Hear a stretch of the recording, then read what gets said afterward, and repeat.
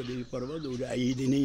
माता अञ्जनीबाट जन्म भयो हजुरको सोही बखतमा पनि खाइहाल्नुभयो बालक अवस्थामा श्री सूर्यलाई पनि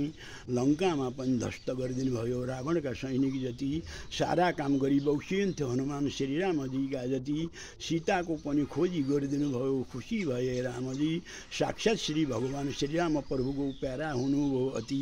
नमर्ने न त वृद्ध हुने हजुरमा वरदान मिलेको हुँदा यो संसार सबै चराचर जगत हेर्नु भएकै होला तेर्ता जुग जबता श्रीराम प्रभुको सम्पन्न गर्नुभयो तीनै लोकमा अमर हुन गई कीर्ति हजुर गइरह्यो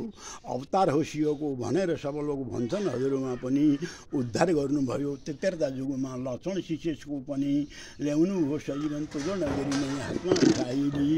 बाँच्नु हो लक्ष्मण त्यही सजीवन औषध बनाई पी हेरामदूत हनुमान कृपा हजुरको भक्ति बढोस् मनमा बारम्बार प्रणाम गर्छु मैले दैनिक हजुरैमा आफ्ना भक्त महाप्रेम गरनी छ तिम्रो बानी भनी बिन्ती प्रार्थना गर्छ भीष्म सब दिन रामदूत हजुरमा पनि।